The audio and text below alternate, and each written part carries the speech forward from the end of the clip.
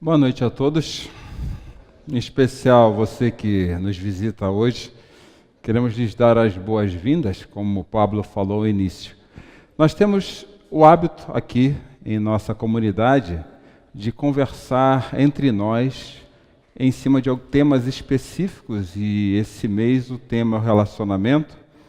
Semana passada falamos de como uma casa se torna um lar. Você pode planejar ter uma casa, mas necessariamente ela não se torna um lar se os valores de uma casa não forem muito bem definidos e conversados entre o casal. Hoje eu quero falar a respeito do lar de um casal. E para isso eu quero conversar com vocês em cima de um texto que está no Evangelho de João, onde Jesus realiza o primeiro milagre do seu ministério num casamento. O primeiro milagre que Jesus realizou ministerialmente foi num casamento. E assim diz o texto: no terceiro dia houve um casamento em Caná da Galileia. A mãe de Jesus estava ali. Jesus e seus discípulos também haviam sido convidados para o casamento. Tendo acabado o vinho, a mãe de Jesus lhe disse: eles não têm mais vinho. Respondeu-lhe Jesus: que temos nós em comum, mulher? A minha hora ainda não chegou. Sua mãe disse aos serviçais: façam tudo o que ele lhes mandar. Ali perto havia 6 potes de pedra do tipo usado pelos judeus para purificações cerimoniais. Em cada pote cabia entre 80 e 120 litros. Disse Jesus aos serviçais: encham os potes com água.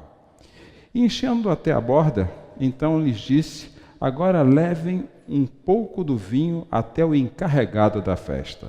Eles assim o fizeram, e o encarregado da festa provou a água que fora transformada em vinho, sem saber de onde esse viera, embora o soubesse os serviçais que haviam tirado a água.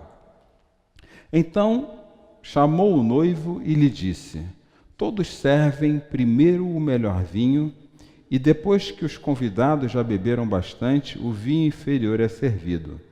Mas você guardou o melhor vinho até agora. Esse sinal miraculoso em Caná da Galileia foi o primeiro que Jesus realizou. Revelou assim a sua glória, e os seus discípulos creram nele.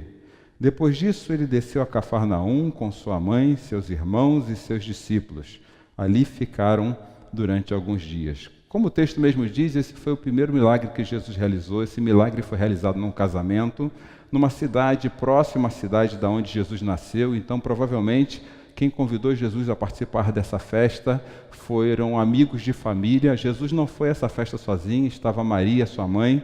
O texto aqui no final diz que os irmãos de Jesus estavam também, pois saíram logo em seguida para Cafarnaum. E quando o texto fala de irmãos de Jesus, aqui falam de irmãos biológicos, e os discípulos acompanharam. Mas eu queria que você guardasse esse texto para o final, porque a gente vai voltar nele lá no final da nossa conversa de hoje. Como o nosso assunto hoje é a questão do casamento e como um casal gera um lar a partir de si mesmo, eu queria trazer um pouquinho da minha experiência com casais que estão se casando ou querem se casar. Na maioria das vezes são feitos grandes planos para se casar, e planos de festa, planos de viagem, planos até de como será a sua família. Mas parece que, de algum modo, a cultura ela vem espremendo o conceito de casamento de uma forma muito conveniente. O que eu quero dizer com isso? Como a estrutura do casamento ela vem sofrendo mudanças ao longo da história, as pessoas pegaram a essência do casamento e atribuíram a essa estrutura. Então, por exemplo, há anos atrás falava-se de família mosaico, algo que é comum hoje. Às vezes pais se divorciam, casam-se com pais diferentes, e você tem filhos diferentes de pais diferentes na mesma casa. Isso é comum hoje. Então, o que acontece? Com a mudança estrutural que vem acontecendo ao longo do tempo, as pessoas pegaram a essência do casamento e misturaram. Aí começaram a surgir alguns absurdos. Por exemplo, casamento não combina com paixão. Eu ouço isso com muita frequência. As pessoas que dizem isso, elas fazem o seguinte: não, eu preciso me sentir apaixonado o tempo todo, e o casamento gera rotina, e essa rotina vai terminando com a paixão, e muitas vezes nós vemos casamentos terminarem porque toda a estrutura do casamento é montada em cima da paixão, em cima da pele, em cima da necessidade física, e isso não sustenta casamento. Isso realmente não sustenta nenhum relacionamento. Isso pode até ser uma das variáveis que te levam a escolher a pessoa com quem você quer viver ao lado, mas isso não mantém. Mesmo porque, ao longo da caminhada, o que vai acontecendo com a nossa vitalidade? Ela vai indo embora.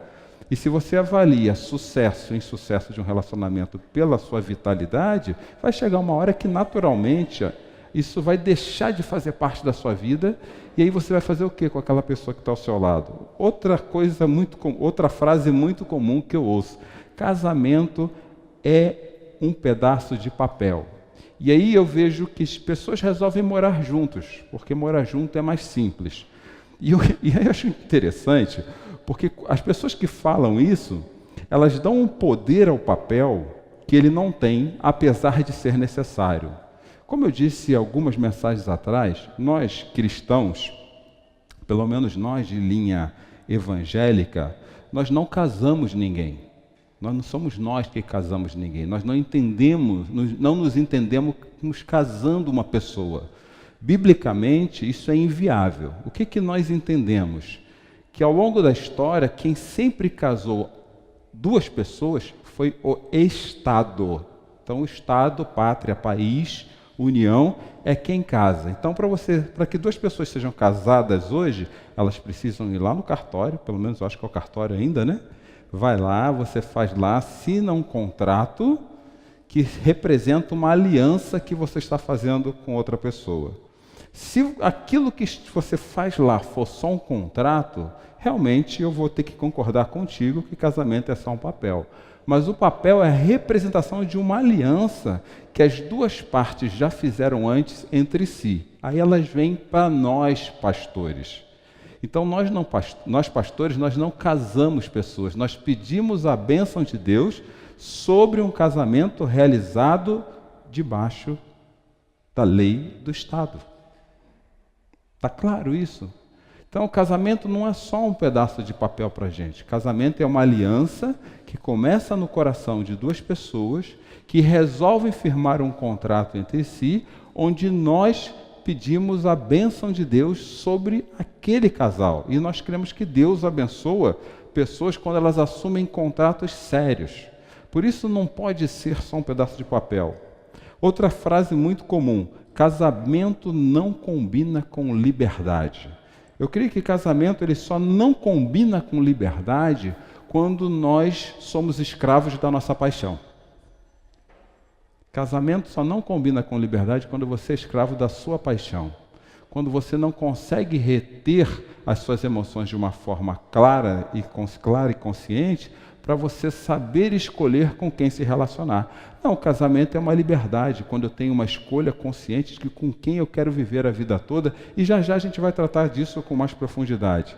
Outra coisa que eu ouço: casamento não tem o dinheiro agora. Gente, eu conheço casais que com muito pouco são extremamente felizes, porque os valores são claros. Casais que querem se casar, eles não medem o sucesso do seu casamento pelo dinheiro, mas sim por aquilo que eles estão dispostos a investir juntos para viverem e dividirem juntos o resto da vida, mesmo que a única coisa que há entre eles para dividir seja um saco de sal. Isso faz mais sentido do que o dinheiro. E por fim, casamento não dá certo, é outra frase que eu ouço. Eu já vi isso no casamento dos meus pais. Então, de alguma forma, todos nós somos influenciados pelos relacionamentos dos nossos pais. E aqui eu queria trazer dois cenários para nós essa noite. O cenário, você que tem pais que os casamentos deram muito certo. Só que esses pais nunca discutiram na sua frente, nunca falaram dos problemas, das dívidas que tiveram. Esses pais nunca compartilharam com os filhos as metas, os sonhos da família. Esse filho sai desse casamento pensando que casamento é o quê?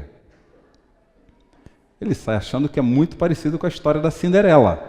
Aí, puxa, se casamento é isso, eu quero para mim também. Aí ele vai casar. Quando ele chega lá e um reclama que o papel higiênico é colocado de fora para fora e o outro para dentro, acabou o casamento. Ele já começa a falar assim, esse casamento não está igual ao dos meus pais. Quando ele entende que o outro não é metade da laranja, mas é laranja de outro pé, a coisa começa a complicar, porque ele nunca viu os pais deles. Isso é uma dica para nós que somos pais e seremos. É importante os nossos filhos saberem daquelas coisas que fazem parte da estrutura da casa e do relacionamento. Porque mais tarde eles vão usar isso nos relacionamentos deles. Falam, olha, eu vi meu pai pedir perdão para minha mãe. Poxa, que legal, eu quero ser um homem que na frente aprende, que peça perdão para minha mãe. Eu vi minha mãe cuidar do meu pai. A gente pode levar exemplos ruins daquilo que nós entendemos ser um bom casamento. E o outro lado da moeda, o cenário número 2. Alguns de nós temos pais divorciados, alguns de nós vivemos brigas homéricas dentro de casa. Então essa pessoa, esse filho, qual a impressão que ele vai sair do casamento? Ele vai ter sempre uma percepção pessimista. Olha, esse negócio não vai dar certo, porque eu vi meu pai casar com 3 mulheres, nenhuma está pior que o Fábio Júnior, ele. E nenhuma delas deu certo. Eu vi minha mãe cada hora com um cara. Então, aquele filho que convive com essa fluidez de relacionamento, ele vai entrar num relacionamento de forma pessimista. E, normalmente, nós, filhos, repetimos os pecados dos nossos pais. É normal. É normal. Então, o casamento é um lugar onde famílias se constroem em torno de valores claros, em torno de regras muito claras. E hoje a pergunta que no final das contas eu quero tentar responder aqui entre nós, é para que serve esse negócio de casamento que é tão estigmatizado e as pessoas têm tanto preconceito e as pessoas reclamam todo. A melhor definição que eu achei para casamento vem daquele que vocês já estão mais carecas que eu de saber, que é referência, é mentor espiritual para mim. O pastor Timothy Keller, ele tem um livro chamado O Significado do Casamento. E aí nós precisamos trazer a realidade do casamento para aquilo que a Bíblia fala que é casamento. E por que eu preciso trazer para essa realidade? Por 2 motivos. A Bíblia, quando ela fala de casamento, ela diz que a humanidade começou com um casamento. Adão e Eva. E a humanidade, a história dessa mesma humanidade vai terminar com um casamento onde ela fala de Jesus e a sua igreja. A igreja de Jesus é tratada como noiva e Jesus como noivo. Então, o casamento é uma coisa tão profunda para a Bíblia que as Escrituras comparam o nosso casamento com o casamento que Deus tem conosco em Cristo Jesus. Então, o casamento para a Bíblia é uma coisa muito séria.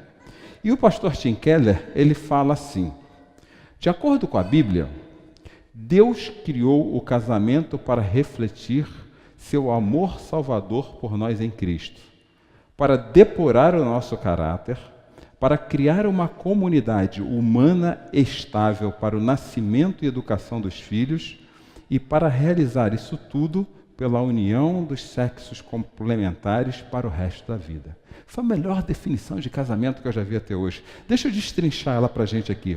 Ele fala assim, logo de começo, Deus criou o casamento primeiro, para refletir seu amor salvador por nós em Cristo. O texto mais evidente a respeito de casamento na Bíblia está na carta aos Efésios, capítulo de número 5. Aquele texto é fantástico. E quando Cristo vira para uma sociedade pagã, onde mulher só servia para fazer negociação entre família, vocês mulheres hoje estão reclamando dos seus direitos, na época de Jesus, nas comunidades que não eram cristãs, era assim, eu vou casar minha filha com a família tal para juntar a riqueza das 2 famílias e nós nos tornarmos mais poderosos. Mulher só servia para isso. O depois disso era só para ter filho. E Jesus e o cristianismo entra na história da humanidade dando um outro valor para o casamento. Falou, não. Casamento para Deus é o homem amar a sua mulher como Cristo amou a igreja. E Cristo morreu por aqueles que amavam. Percebem? Enquanto a cultura está falando, não, casamento é um negócio que a gente não precisa considerar tanto, afinal de contas só serve para enriquecer os outros, o cristianismo chega, não, o casamento é mais sério que isso. É um lugar onde homens precisam entregar sua vida pelas suas mulheres, como Cristo é uma igreja. Onde casamento colocava mulheres na situação de servas, simplesmente servas empregadas dos homens, o cristianismo fala, não, mulheres, vocês devem realmente serem submissas aos seus homens, mas como Cristo como Cristo é o cabeça da igreja, vocês devem fazer isso ao Senhor. Vocês estão na mesma missão que eles estão. Vocês não são inferiores. Vocês estão na mesma missão que Cristo está. Então, casamento na Bíblia começa como reflexo do amor de Deus em nós. Outra coisa que Tim Keller fala, que casamento serve para depurar o nosso caráter. Deixa eu nos perguntar uma coisa essa noite.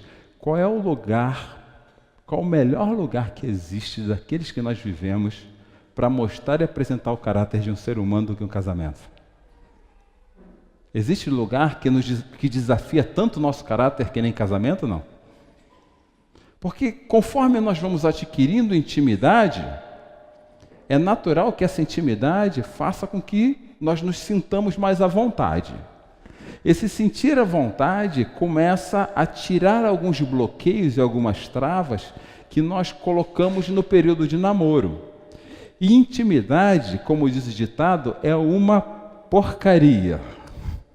E quanto mais íntimo eu vou ficando da pessoa, mais eu acho que eu tenho liberdade de falar, fazer o que quiser com o outro. Afinal de contas, vejo todo dia, acorda do meu lado, todo dia, dorme todo dia, vai estar aqui amanhã mesmo.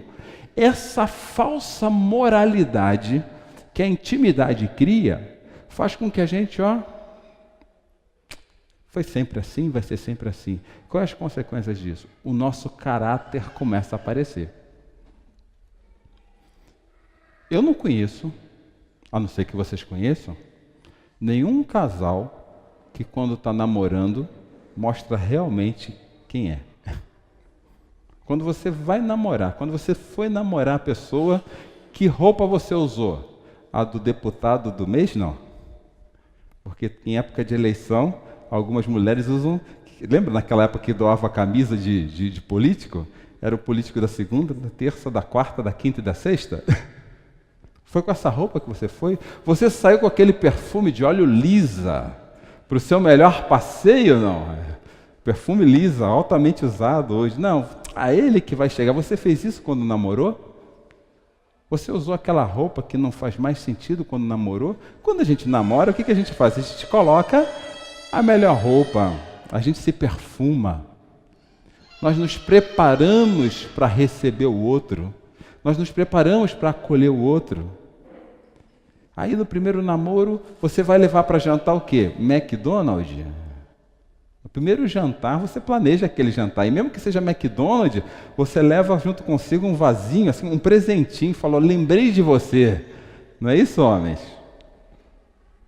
Quando o homem casa, ele escova até os dentes. Depois que passa para a intimidade, ele não lembra nem de cortar as unhas. E assim vai. Mas conforme eu vou ficando íntimo, eu já não cuido tanto do meu corpo, eu não vou cuidando tanto da minha roupa, eu não vou cuidando tanto da minha aparência, e a consequência disso é que eu também não cuido do meu comportamento. E eu começo a tratar o outro com a liberdade que eu acho que eu tenho com o outro. A consequência disso, o meu caráter vai aparecendo. E nós conhecemos como é que é o nosso caráter. Ele não é bom sempre.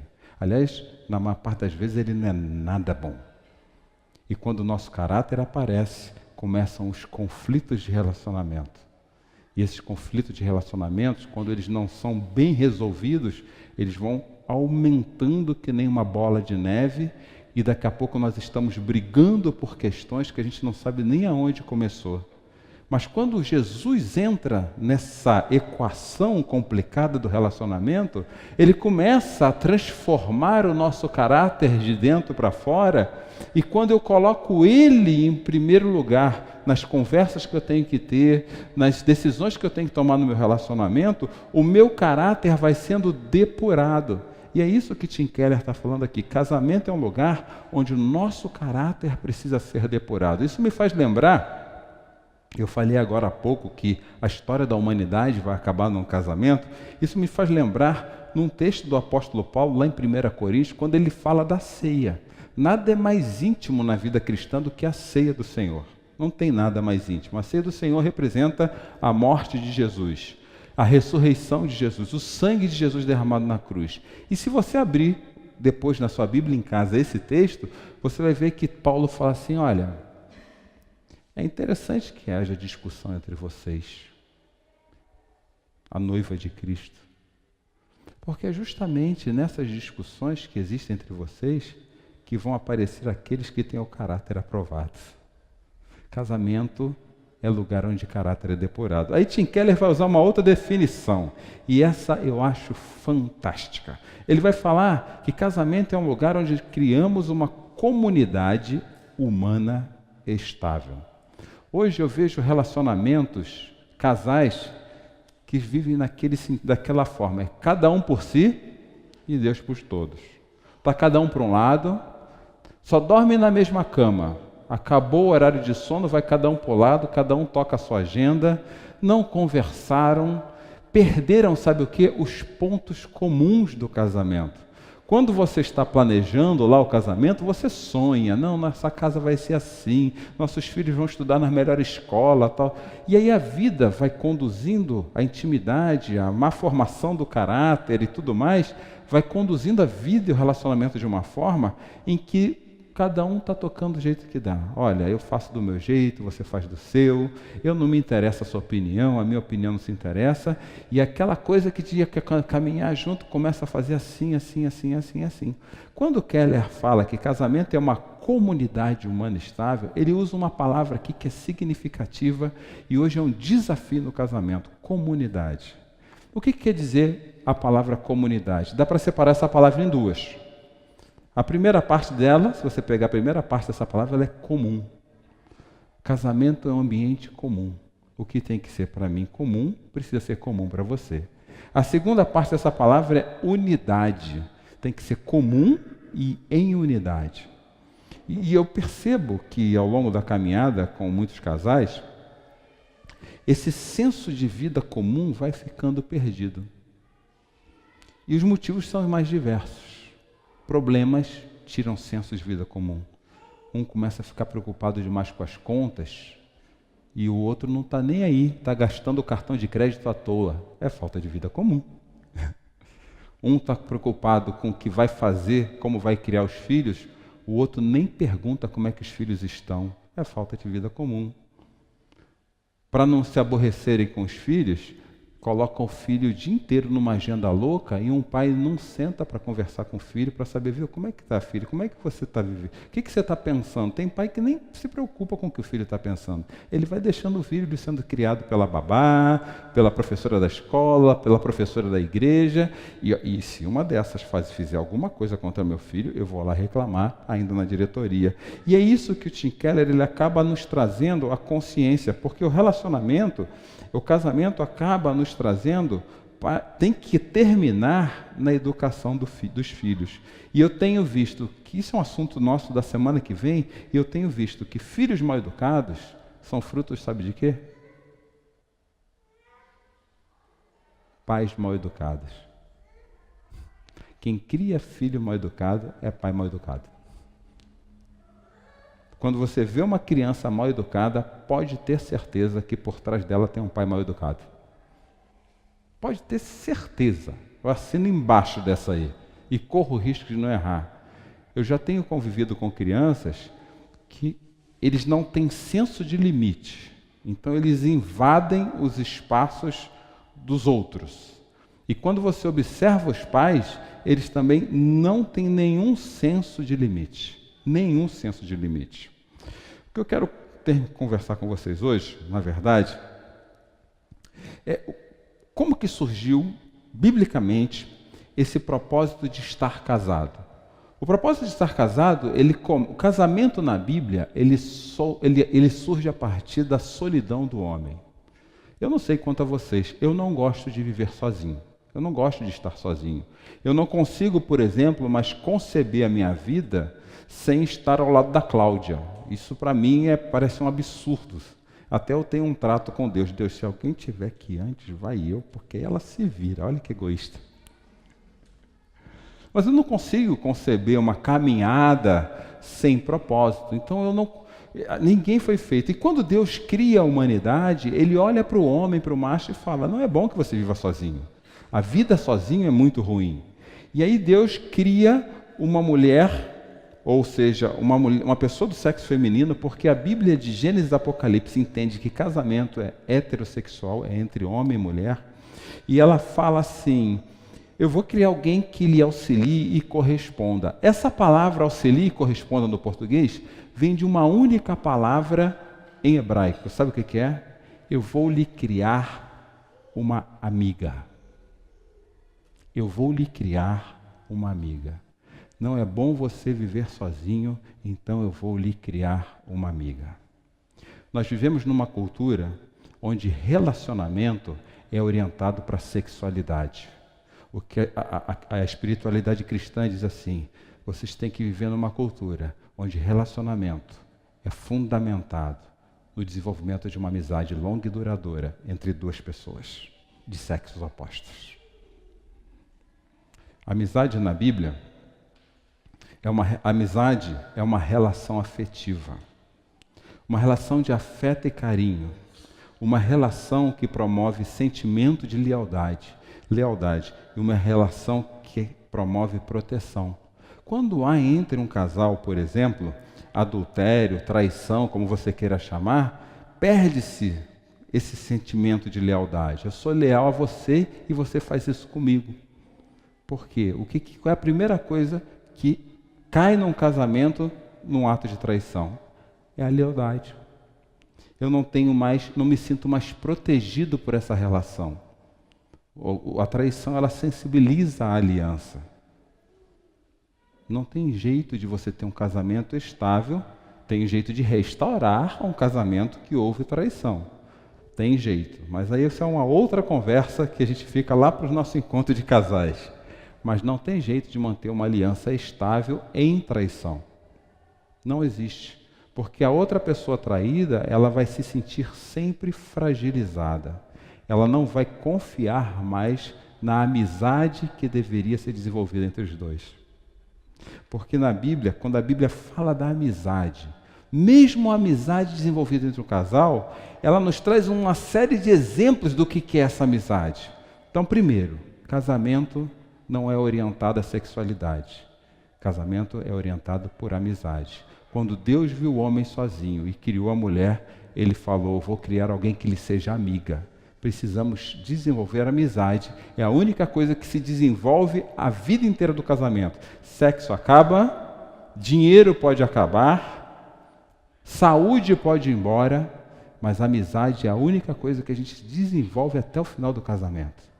Aquela velha frase que eu sempre digo, no final do casamento, a pessoa que vive ao seu lado é uma pessoa que você conversaria prazerosamente o resto da sua vida. Precisa haver prazer na conversa até que a morte nos separe.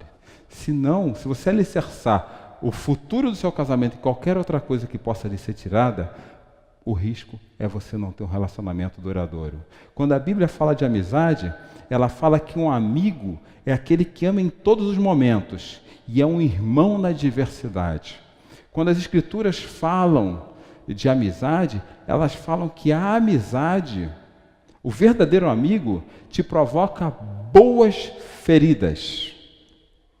Sabe por que um verdadeiro amigo te provoca boas feridas? Porque ele fala o que você precisa ouvir. E nós precisamos ouvir o que os nossos cônjuges têm a nos dizer. E muitas das coisas que eles vão nos dizer, nós não vamos gostar. E eu conheço uma série de exemplos de relacionamento em que quando a mulher vai virar, principalmente para nós homens, que achamos que sabemos tudo a respeito de tudo, vai falar uma coisa que diga assim, olha, você não está bem? E nós não queremos ouvir. Aquela velha historinha também que eu sempre falo, que o homem sabe sempre o caminho. E a mulher fala assim, vira à direita. E ele pode deixar que eu sei o caminho. Vira à direita. Pode deixar. Aí ele assume aquela posição de masculinidade atrás do volante, né? Pode deixar que eu sei o caminho. Vai. Vira. O GPS, amor, está dizendo que é para lá. E ele tá lá, o bichão, durão em cima do volante. Daqui a pouco ele vira assim. Para onde que o GPS estava dizendo que era mesmo? Estou falando alguma mentira, mulheres?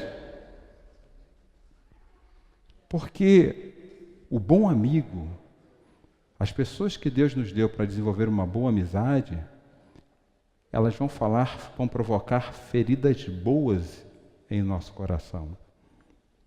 O bom amigo, segundo as Escrituras, é alguém que vai além dos laços familiares e se torna mais que um irmão. Eu acho muito interessante esse Provérbios 18, 24, quando a Bíblia fala assim: quem tem muitos amigos pode chegar à ruína, mas existe amigo mais apegado que o irmão. Se o seu cônjuge não for mais apegado que a sua família, você vai trazer a casa da sua mãe para dentro da sua casa. E isso vai dar problema. Quer que eu repita essa ou não? Se o seu cônjuge não for mais apegado a você que a sua família, você vai trazer a casa da sua mãe para dentro da sua casa e isso vai dar problema. Precisa de mapa?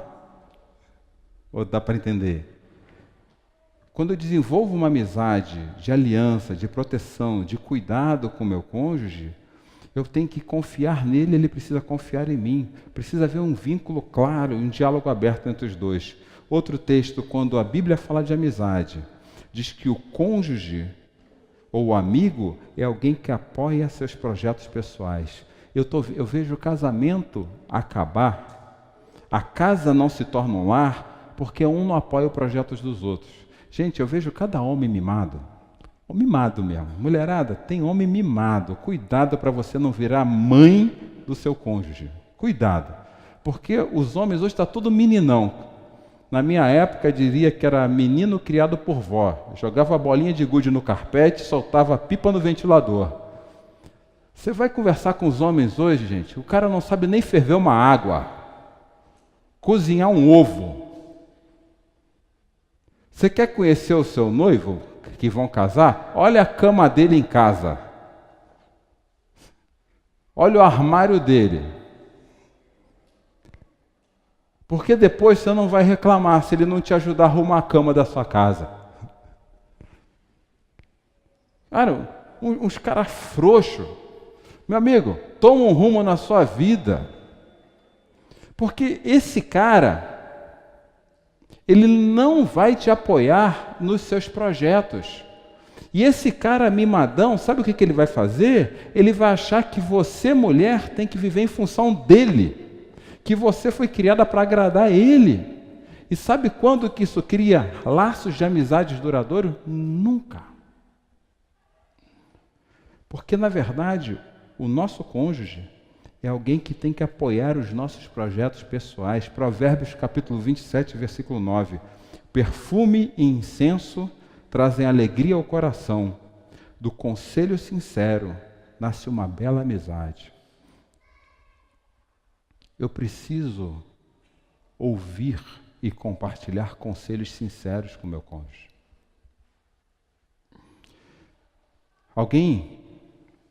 Uma boa amizade é alguém que divide a riqueza e a pobreza contigo. Eu vejo o casamento acabar por causa de dinheiro. Vocês já viram isso? Não acaba? A coisa tá boa, até a conta chegar no vermelho. Chegou no vermelho. Gente, dinheiro está entre as 5 coisas que mais separa casais. Agora, se você tem um amigo e você tem problema de dinheiro, o que você vai fazer? Semana passada, eu conversava com um amigo que perdeu o emprego. Está lá, perdi o emprego. E o cara descabelado. Já não tem muito cabelo, mas estava descabelado. Porque ele não sabia o que fazer para pagar as contas. E ele chorando. Eu tenho um amigo que fala assim, homem quando chora é porque o negócio é feio mesmo. E ele chorando. E eu olhando para ele, se eu estava lá no Rio, falei, cara, deixa eu fazer uma pergunta para você. Eu estou vendo você ralar um monte. E posso fazer uma pergunta muito franca, de boa mesmo? Pode. A sua esposa tem feito o que para te ajudar? Ah, nada, ela cuida das crianças. Viu? Mas você acabou de me contar que ela é a pessoa que mais te cobra o dinheiro dentro de casa? É. E ela não te ajuda em nada? Não. Quando casais se tornam amigos e as contas ficam no vermelho, e os dois têm um relacionamento sincero e franco, os dois sentam, colocam a conta no papel e perguntam juntos, como é que nós vamos sair juntos disso aqui? Como é que nós vamos juntar? E eu vi outra coisa também muito interessante, isso é comum, hein? A sua conta é a sua conta, a minha conta é a minha conta. Já viu isso? A sua conta é a sua conta, a minha conta é a minha conta. Gente, dinheiro de casal é dinheiro do casal. Ponto final. Não tem esse negócio seu dinheiro e o meu dinheiro. Esse negócio de dinheiro é um troço complicado, né? Dinheiro se torna um Deus fácil na nossa vida, até no casamento. Eu já vi problema assim, e eu vejo dos dois lados, né? Às vezes a gente brinca com as mulheres, eu vejo dos dois lados em relação a dinheiro. O cara se matando e o outro torrando. O que você foi fazer, amor? Ah, eu fui no shopping hoje. Aí o cara se matou, chega o dia, ela cheia de bolsas embaixo do braço. Aquela teoria da minha esposa, que a maçã do paraíso era uma loja de sapato. E ela chega cheia de sapato. Se um casal não aprende a lidar com a riqueza e com a pobreza junto, no tom da amizade, ele não cresce junto. Provérbios diz lá em 14:20 que um casal aprende a dividir suas pobrezas como as suas riquezas. E que a verdadeira amizade tem duas características muito claras de Tim Keller: constância e transparência. O casamento foi nos dado com um segundo intuito. Primeiro, gerar amizade. Segundo, gerar um objetivo comum. Olha o que diz o texto de Gênesis capítulo 2, versículo 24. Por essa razão, o homem deixará pai e mãe e se unirá à sua mulher, e eles se tornarão o quê?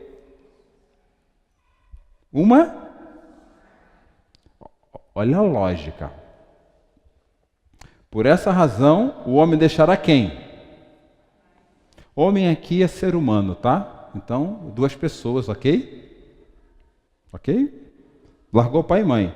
Aí, esses dois, quando começam a caminhar juntos, eles têm que se tornar o quê?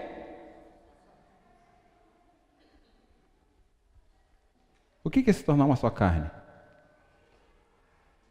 Primeiro, desenvolver a amizade. Segundo, um casal precisa ter um ponto comum. E aí deixa eu fazer a pergunta para você que já é casado há algum tempo, que está aqui conosco essa noite. Quais são os pontos comuns que você e seu cônjuge querem chegar daqui a 2 anos? Quais são os pontos comuns que você e seu cônjuge querem chegar daqui a 5 anos? Quais são os pontos comuns que você e seu cônjuge querem chegar daqui a 10 anos? Porque um casal que não sonha junto, pontos comuns na sua vida, vive separado dentro de casa. Vou repetir. Um casal que não sonha junto, pontos comuns na sua vida, vive separado dentro de casa. Vocês que têm filhos, quais são os pontos comuns na vida dos seus filhos daqui a algum tempo? O que vocês estão planejando juntos para eles? Um relacionamento tem que ter ponto comum, gente. A nossa cultura diz assim, cada um cuida da sua vida dentro de casa e se der certo a gente faz alguma coisa junto. O cristianismo fala assim, estabeleçam pontos comuns, se torne uma só carne. Qual foi a última vez que você sentou para planejar uma viagem juntos? Mas é planejar. Cláudio, mas eu não tenho dinheiro. Eu não estou te fazendo a pergunta se você não tem dinheiro. Planeja primeiro E depois você vai resolver o dinheiro. Porque na hora que você tem um plano, você consegue dar passos mais claros na direção que você quer. E pontos comuns, gente, eles têm que existir para tudo na vida do casal, para a compra do carro, para a compra da casa, para a criação dos filhos. E só tem uma maneira de um casal ter ponto comum, é sentando e conversando. Às vezes eu vejo casais que os dois querem fazer faculdade. E quem tem dinheiro para pagar 2 faculdades junto hoje em dia? Não tem. Mas isso pode se tornar um ponto comum, sabe como? Fala assim, amor, faz o seguinte, eu vou te ajudar a fazer a sua faculdade primeiro, eu vou trabalhar para ajudar a pagar a sua, e o combinado entre nós é que quando você terminar a sua, você vem, e aí você vai trabalhar com o dinheiro da sua para ajudar a pagar a minha. A gente precisa ter ponto comum no casamento, senão nós não nos tornamos uma só carne. E para que haja ponto comum, precisa haver entre o casal uma palavra chamada simpatia. Não é simpatia na esquina não, tá bom? Simpatia precisa haver paixão comum. Então, olha só, primeiro eu falei que casamento é desenvolvimento de amizade até o final da vida. Segunda dica, casamento é quando os dois planejam juntos um ponto comum. Para que haja ponto comum, tem que haver simpatia. E sabe o que é simpatia? Volto, não é mandinga, patuá, não é nada disso que eu estou falando. Simpatia é paixão comum. Porque tem hora que eu pego assim, esposa reclamando o seguinte do marido. Quarta-feira, dia de futebol, Coringão jogando, maridão ligado lá, e a esposa chega com o coração ardendo, falando assim, amor, eu consegui aquilo que eu sempre queria. Aí o cara fala assim, aham.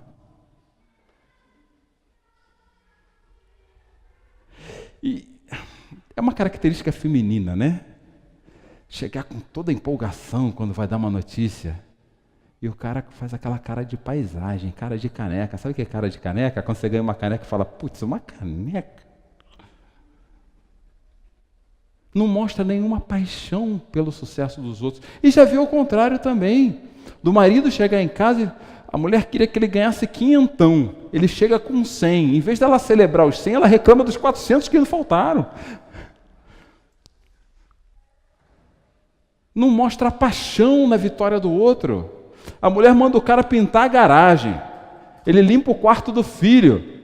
Em vez dela elogiar o quarto limpo, ela reclama da garagem. Casais que querem vencer juntos precisam celebrar a vitória do outro. É paixão comum isso. É simpatia. Primeiro, tem que desenvolver o quê? E segundo, um casal que quer transformar sua casa em um lar, precisa ter um ponto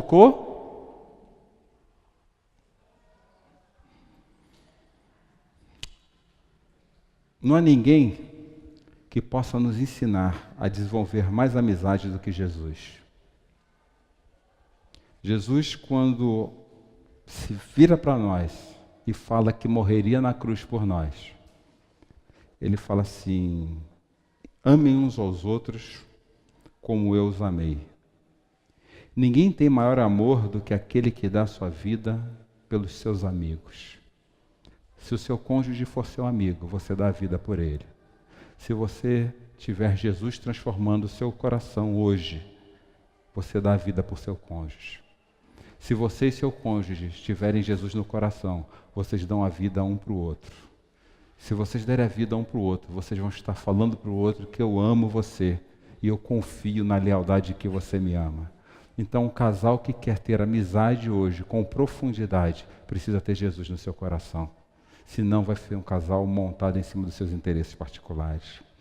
Quando Jesus entra no nosso coração, nós temos a liberdade, como casal, por exemplo, de confessar os nossos pecados com honestidade.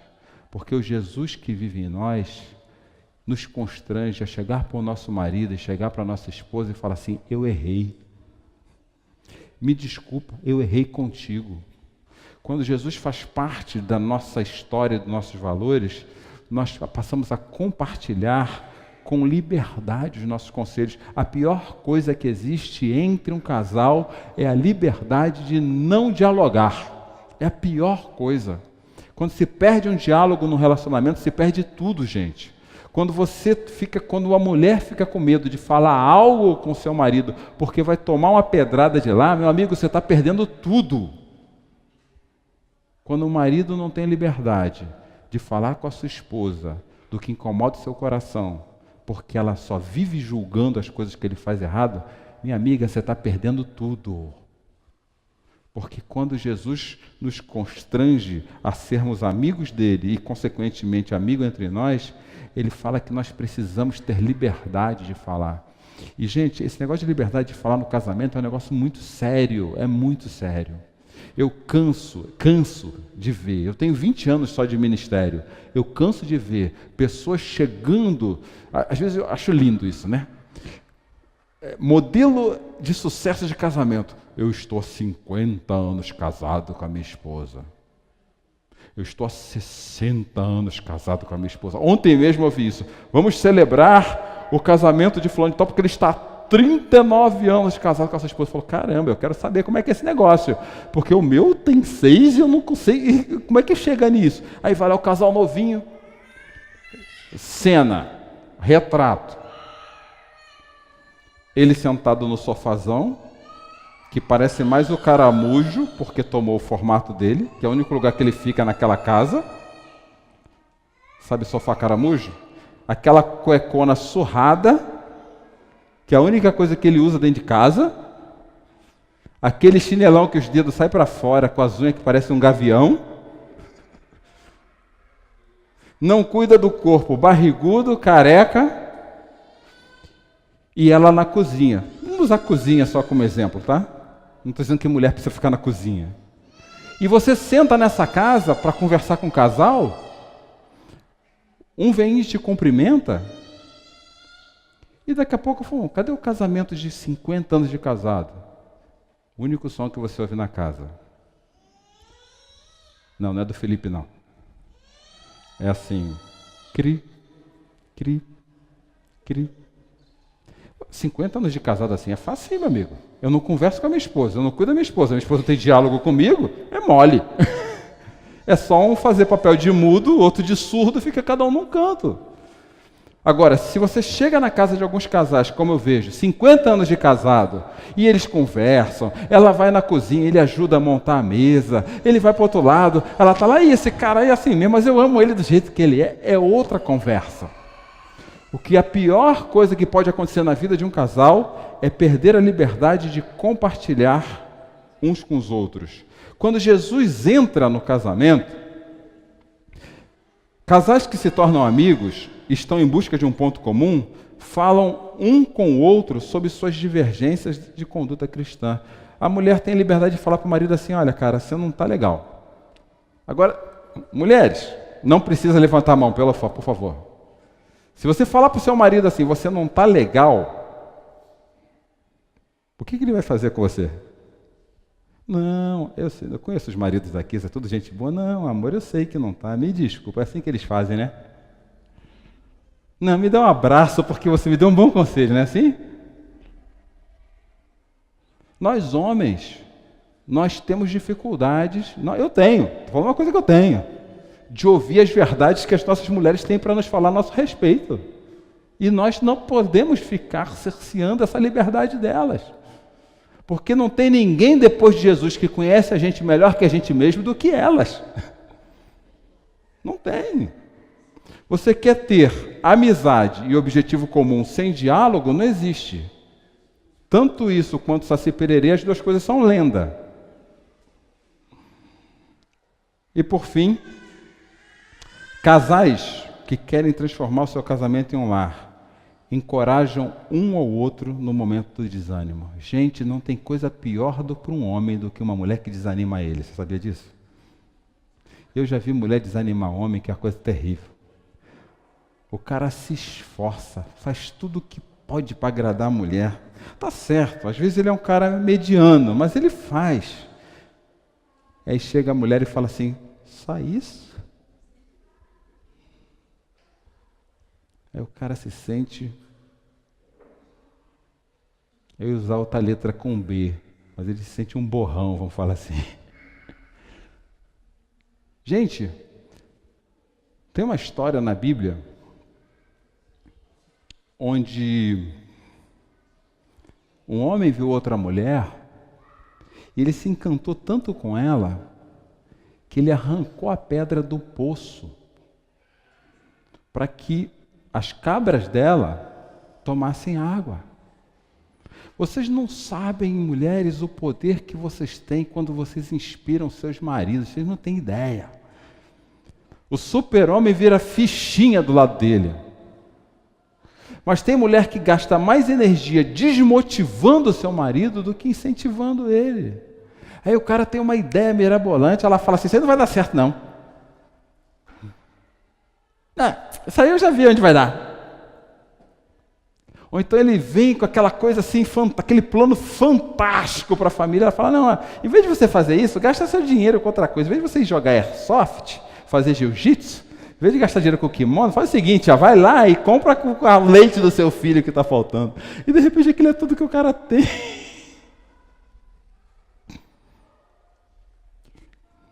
Um casal que está com Cristo mantém uma disciplina espiritual comum e forte. E aqui, gente, indo para o final, tem casais que passam muito tempo sem orar com a sua esposa. Passa o dia e não ora, não lê a Bíblia junto. Um casal forte precisa ter disciplinas espirituais fortes. É a única forma que a gente vence a luta do dia a dia. Cláudio, mas meu esposo não gosta de ler a Bíblia. Senta com a Bíblia do lado dele e lê em voz alta. Ele não gosta de ler a Bíblia. Tem aplicativo no celular, coloca alto assim para ele tocar. Sabe o celular? Em vez de eu ficar ouvindo batidão, bota lá a Bíblia. Espera aí, amor, aguenta aí. E bota ali de noite. Mas um casal que desenvolve amizade e tem ponto em comum, tem que alicerçar os pontos de comum do seu casamento, lendo a Bíblia junta, orando junto. Você orou hoje, orou. Cadê? Está um no canto e outro do outro canto da sala. Casais que têm Cristo, desenvolvem amizade e buscam um ponto comum. Aprendem a perdoar, gente. E eu conheço casais que passam 20, 30 anos juntos e não se perdoam de coisas que ficaram lá atrás. E eu não conheço um casamento que não se tenha o que perdoar. Você conhece? Eu tenho certeza que a Cláudia tem coisa que ela tem que me perdoar. E quando eu não perdoo quem está do meu lado, é a mesma coisa de tomar um copo de veneno todo dia e desejar que o outro morra. Não existe amizade sem perdão. E eu vejo casamentos amarrados, não dando certo. Porque as pessoas não querem simplesmente falar, eu te perdoo. Eu não estou dizendo para você esquecer o que aconteceu. Eu estou falando para você superar e seguir em frente. Ninguém perdoa e esquece. A gente perdoa e segue em frente. E se vocês não desenvolverem casamento se perdoando, sabe o que vai acontecer? Vocês vão formar barreiras enormes entre vocês. E daqui a pouco corre o risco de você estar batendo no peito e falando assim, tenho 30 anos de casado, mas o coração amargurado. O casamento é uma instituição divina. A Bíblia começa com casamento e termina com casamento.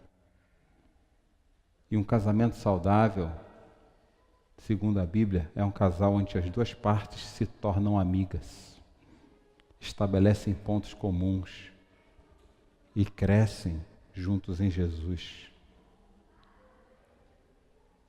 Cláudio, eu estou te ouvindo aqui há 1 hora Ainda não entendi o que essa história tem a ver com aquele texto que você leu. Você leu só para ter texto bíblico para ler? Eu falei, não. Eu li porque eu falei para vocês no começo de hoje, dessa conversa de hoje, que o primeiro milagre que Jesus fez na sua caminhada aqui na terra foi num casamento. E esse milagre foi um dos milagres mais curiosos de Jesus, pelo menos para mim. Porque ele fala com clareza para a mãe dele que não era a hora dele fazer milagre. Ele ainda ia se apresentar. Ele tinha acabado de recrutar os apóstolos. Eles vão numa festa de casamento. Boca livre com Jesus. Chegam na festa de casamento. Na época de Jesus, sabe o que trazia mais alegria na comunidade dos judeus? Tomar vinho. E era vinho com álcool, tá? Não era suco de uva, não. A turma bebia, arretada. E festa de casamento lá durava uma semana, gente. Imagina, uma semana de boca livre. Estava Jesus na boca livre lá. E de repente a alegria do casamento acaba. Não estou falando para ninguém beber, não. Estou falando que Deus não tem problema com bebida. Deus tem problema com excesso de bebida. Não tem problema com bebida. Ele tem problema com a gente precisar da bebida para viver. Esse é o problema de Deus. E a festa, e acaba a alegria do casamento. Acabou o quê? O vinho. E eu não sei se é a realidade de algum de vocês. Tem hora que a alegria do casamento acaba. Não acaba? Fica uma água. Você olha para o casamento, está uma água. Água tem gosto? Gente, eu estou fazendo dieta. Uma das minhas metas nessa dieta é tomar 3 litros de água por dia. Quando eu chego num 1,5 litro, eu não aguento mais. Eu olho para a garrafa d'água assim com raiva dela. Eu falo, você maledita vai ter que descer porque eu tenho que tomar 3 litros. Aí vem o segundo problema de quando você toma muita água. Eu vou no banheiro que nem velho toda noite, nada contra os velhos. 5 vezes eu acordo para ir no banheiro. E casamento às vezes se torna uma água. Você olha para a esposa e para o cônjuge e fala assim, você vai ter que descer pela goela de qualquer jeito. E a vontade é de colocar para fora o tempo todo. Eu vou no banheiro toda hora pensando em você. E acabou a alegria daquele casamento como acaba a alegria na maior parte do nosso casamento. Aí Maria, mãe de Jesus, olha para Jesus, Jesus é contigo, segura que a bola é tua. E Jesus fala, mulher, não me deixa sossegado, eu estou na festa. Aí Maria fala assim, pode fazer que ele vai dar um jeito nessa festa. Esse negócio está sem gosto, esse negócio está sem cheiro, esse negócio está sem vontade, esse negócio está sem alegria, mas Jesus vai dar um jeito. E Jesus olha 6 talhas de pedra e fala assim, enche de água. Diz que cada uma cabia 120 litros. Imagina uma taça, um jarro de pedra com 120 litros. Pesado para chuchu, não deve ser? 120 quilos mais da pedra e vinha aqueles homens carregando. E tem hora que o nosso coração no casamento está que nem uma pedra. Você não quer nem ouvir o outro, quanto mais ouvir ele pedir perdão. Não fica que nem uma pedra? Tem dia que você não quer nem relar. Dorme na cama, um para cada lado, na beirinha, quase que assim. Sabe aqueles patos que dormem com a cabeça pendurada na mesa? Casamento tá assim, tá um para cada cama. E não encosta em mim. Se encostar, e o nosso coração está ali que nem pedra. A vida está uma água. E quando colocam a concha naquela taça, sai vinho. A alegria voltou para aquele casamento. Mas voltou uma alegria tão profunda que o mordomo foi lá provar o vinho. E ele pegou o vinho e chegou para o noivo, que história é essa? Na cultura judaica, os caras eram espertos. Além de eles beberem uma semana, eles davam o vinho chateau no começo e o chapinha no final. Vem chapinha, sabe chapinha? É uma água doce que nem não sei o quê. Sangue de boi, que era o final da festa. É o que sobrou. Garrafão. Só que naquela festa aconteceu algo interessante. Num casamento onde tudo estava uma água, pegaram as talhas de pedra, provaram o vinho e falaram, o melhor vinho fica para o final. Se você quer, acha que seu casamento está uma água e seu coração está duro que nem pedra, deixa Jesus chegar na sua festa, que eu garanto que Ele traz alegria de novo para a sua vida. E você vai ver uma alegria no seu relacionamento, maior do que toda a alegria que você já viveu hoje do lado da pessoa que está do seu lado. Jesus tem esse poder. Jesus tem esse poder. E Ele transforma aquilo que não tem mais gosto nem sabor, as coisas mais duras do coração do homem, em uma deliciosa festa. Casamento na Bíblia são duas pessoas que desenvolvem uma amizade longa e duradoura até que a morte os separe, buscando pontos em comuns, onde aquele que transforma as dificuldades do casamento em alegria é Jesus na festa. Que Jesus transforme sua casa em festa de novo, seu casamento em festa, que dê sabor à vida de vocês dois, que vocês comecem a se perdoar em Jesus, a serem sinceros em Jesus, a se amarem em Jesus, doando a vida de vocês pelo outro. Que Jesus restaure a sorte de vocês, a vida de vocês, as nossas casas, porque Ele pode fazer isso. Eu achei lindo que o primeiro milagre de Jesus foi no casamento, e eu continuo acreditando que Jesus continua fazendo esses milagres hoje. E uma casa deixa de ser só uma casa, um lugar onde duas pessoas habitam sem objetivo comum, e ela passa a ser um lar, uma casa onde a vida tem sentido. E Jesus pode fazer isso. Vamos orar?